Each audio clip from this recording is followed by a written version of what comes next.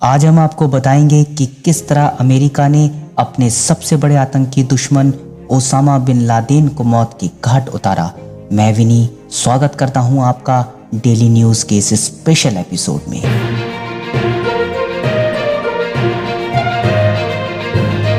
जैसे कि पिछली स्टोरी में हमने आपको बताया, ओसामा बिन लादेन ने किस तरह अमेरिका के वर्ल्ड ट्रेड सेंटर को तबाह किया। अमेरिका ने कभी सपने में भी नहीं सोचा था कि उसके देश में इतना बड़ा आतंकी हमला हो सकता है। इस हमले के बाद अमेरिका प्रतिशोध की आग में जल रहा था और ओसामा बिन लादेन को तलाश किया जा रहा था। ये बात ओसामा बिन लादेन भी जानता था कि अमेरिका उसको ढूंढने में दिन रात एक कर देगा। 9/11 की घटना को अंजाम देने के बाद ओसामा बिन लादेन शुरुआती दिनों में अफगानिस्तान के बंकरों में रहा करता था, क्योंकि उसको अमेरिकी सैटेलाइट से भी बचना था और किसी भी बम धमाके से बचने के लिए बंकर एक सेफ जगह होती है, ये बात वो भली भांति जानता था। अमेरिका ओसामा को ढूंढने में एड़ी चोटी का जोर लगा देता है, लेकिन फिर भी ओसामा का कोई अता पता नहीं मिलता और ऐसा करते करते 6 साल गुजर जाते हैं। सन 2007 में अमेरिका को पहली बार एक कामयाबी हाथ आती है और ये पता चलता है कि ओसामा अपनी बात संदेशवाहक के जरिए अपने लोगों तक पहुंचाता है। अब अमेरिका की खुफिया एजेंसी इस संदेशवाहक की तलाश में निकल पड़ती है और ऐसा करते करते 2 साल गुजर जाते हैं, लेकिन कोई सफलता हाथ नहीं आती। फिर सन 2009 में ये पता चलता है कि संदेशवाहक पाकिस्तान के इस्लामाबाद में रहता है और अब यहाँ से उसकी रेकी की जाती है। वो कहाँ जाता है, किससे मिलता है, वगैरह वगैरह। बता दें कि ओसामा बिन लादेन 9/11 की घटना को अंजाम देने के बाद बहुत सतर्क रहा करता था और उसने अपने सहयोगियों से कह रखा था कि जब तक वो संदेश ना भेजे उस तक कोई संदेश ना पहुंचाया जाए। तो इस संदेशवाहक पर अमेरिकी खुफिया एजेंसी के द्वारा कड़ी निगरानी रखी जा रही थी। इसी दौरान एक दिन संदेशवाहक का पीछा करते करते यह पता चलता है कि ये संदेशवाहक इस्लामाबाद से 61 किलोमीटर दूर एबटाबाद के एक बड़े से हवेली नुमा घर में जाता है। इस बड़े से हवेली नुमा घर की खासियत ये थी कि ये और घरों से बिल्कुल हटके था। इसकी दीवारें काफ़ी मोटी और ऊंची थी और एबटाबाद के उस इलाके में दूसरा ऐसा कोई घर नहीं था। अमेरिका की खुफिया एजेंसी इस हवेली की पड़ताल करती है, लेकिन एक कन्फ्यूज़न अभी भी बना हुआ था कि ऐसा कैसे हो सकता है कि पाकिस्तानी फ़ौज की अकेडमी के पास इतनी बड़ी हवेली है और पाकिस्तान को उसके बारे में कोई खबर नहीं है कि इसमें ओसामा रह रहा है। पाकिस्तान को इसकी खबर ना हो, ये तो नामुमकिन था। अब आगे अमेरिकी खुफिया एजेंसी को ये भी पता चलता है कि इस हवेली में किसी भी तरह के फ़ोन, लैंडलाइन या कंप्यूटर का इस्तेमाल नहीं किया जाता। आधुनिक युग में इन सब चीज़ों का इस्तेमाल ना होना ये बात सोचने वाली थी। और दूसरी बात, इस हवेली की बालकनी के आगे एक मोटे परत की दीवार थी। ये बात अमेरिकी खुफिया एजेंसी को आश्चर्य में डाल देती है। भला बालकनी के सामने दीवार कौन खड़ी करता है? अब अमेरिका सैटेलाइट से इस घर की रेकी करता है तो ये पता चलता है कि इस घर में रहने वाले लोग घर से बाहर ना के बराबर निकलते हैं और ये लोग घर का कूड़ा भी बाहर ना फेंक कर घर के अंदर ही जला देते हैं। और सबसे बड़ी बात कि इस हवेली में दिन में एक बार एक लंबी कदकाठी का आदमी तेज कदमों से टहला करता है। ये बात अमेरिकी खुफिया एजेंसी के कान खड़े कर देती है। इस हवेली में ओसामा बिन लादेन ही रहता है। अब अमेरिकी खुफिया एजेंसी इस बात पे मोहर लगा देती है और उस समय के अमेरिकी राष्ट्रपति बराक ओबामा तक ये बात पहुंचाई जाती है। अमेरिका ये बात पाकिस्तान से साझा नहीं करता, क्योंकि अमेरिका ये भली भांति जानता है कि अगर पाकिस्तान से ये बात शेयर की जाती है तो कई हद तक मुमकिन है कि इसकी खबर ओसामा तक पहुंच सकती है और वो अपना ठिकाना बदल सकता है।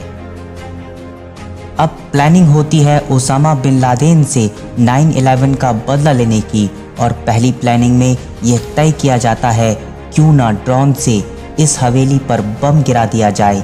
लेकिन ओबामा का प्रश्न ये था कि अगर हमने उस हवेली पर बम गिराया तो ये भी हो सकता है कि आसपास के निर्दोष लोग भी मारे जाएं, जिससे अमेरिका की विश्व भर में जगहज़ाही हो सकती है।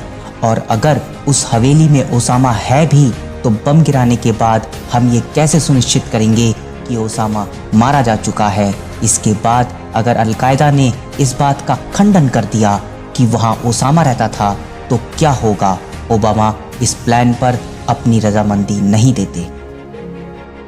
ओबामा ये चाहते थे कि टारगेट सिर्फ वही हवेली हो, उसके अलावा आसपास के लोगों को किसी भी तरीके का कोई नुकसान ना पहुंचाया जाए।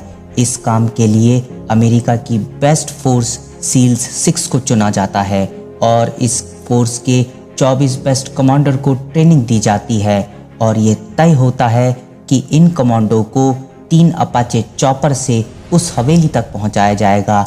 इन चॉपर को इसलिए चुना गया क्योंकि ये और चॉपर के मुकाबले काफ़ी कम ऊंचाई पर उड़ सकते थे, जिससे ये रडार की नज़र में नहीं आते। दूसरी बात ये थी कि ये अन्य चॉपर के मुकाबले आवाज़ भी बहुत कम करते हैं।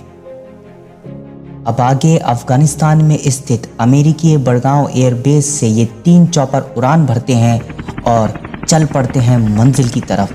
जब ये 3 चॉपर उस हवेली तक पहुंच जाते हैं तो इनमें से एक चॉपर में कुछ खराबी आ जाती है और इस कारण इसके सारे कमांडो रस्सी के जरिए उस हवेली की छत पर उतर जाते हैं और चॉपर को ले जाकर क्रैश कर दिया जाता है, क्योंकि अमेरिका नहीं चाहता था कि कोई सुराग छोड़ा जाए।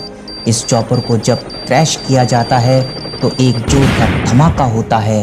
तब तक दूसरे चॉपर के कमांडो भी उतर जाते हैं और तीसरा चॉपर उस हवेली की छत पे मंडरा रहा था।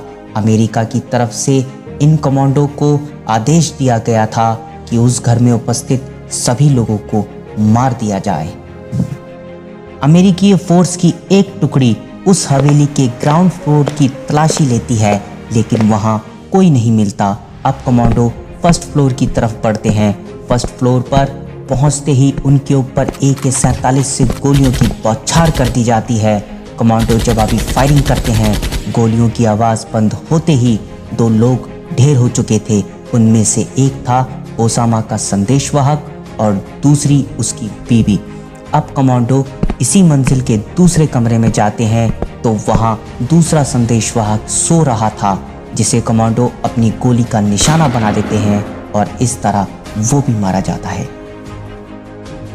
अब सील्स के कमांडो उस हवेली की दूसरी मंजिल की तरफ बढ़ते हैं। जैसे ही कमांडो दूसरी मंजिल पर पहुंचते हैं तब एक 22 वर्षीय नौजवान उनकी तरफ बढ़ता है। कमांडो उस पर फायरिंग करते हैं। यह ओसामा बिन लादेन का बेटा खालिद था। अब यहाँ से सील्स के कमांडो तीसरी मंजिल की ओर जाते हैं और इस मंजिल की तलाशी ली जाती है। जब कमांडो एक कमरे में जाते हैं तो वहाँ पर एक बूढ़ा शख्स दिखता है, लेकिन तभी उसके सामने एक नकाबपोश औरत आ जाती है। कमांडो कोई रिस्क ना लेते हुए उस औरत के पैर में गोली मारते हैं, जिससे वो नीचे गिर जाती है। अब निशाने पर था ओसामा बिन लादेन। जी हाँ, ये बूढ़ा शख्स ओसामा बिन लादेन ही था। इनमें से एक कमांडो उसकी बाईं आंख के ऊपर सिर पे गोली मारता है और बाकी गोली उसके सीने पे मार दी जाती है और इस तरह ओसामा बिन लादेन को अमेरिकी सील्स कमांडो मौत के घाट उतार देते हैं। इस प्रकार 2 मई 2011 को अमेरिका ने दुनिया के सबसे खूंखार आतंकी का खात्मा कर दिया। ओसामा बिन लादेन के मारे जाने के तुरंत बाद अमेरिका के व्हाइट हाउस के सिचुएशन रूम तक, जहां ओबामा और उनकी टीम के सदस्य ये ऑपरेशन लाइव देख रहे थे, ये संदेश पहुंचाया जाता है जेरोनिमो EKIA यानी एनिमी किल्ड इन एक्शन। तो इस तरह अलकायदा का सबसे बड़ा आतंकी और अमेरिका का सबसे बड़ा दुश्मन ओसामा बिन लादेन मारा गया। इस ऑपरेशन को कुल 40 मिनट लगे थे। इसके बाद ओसामा बिन लादेन की लाश एक ताबूत में बंद करके समुद्र में फेंक दी जाती है।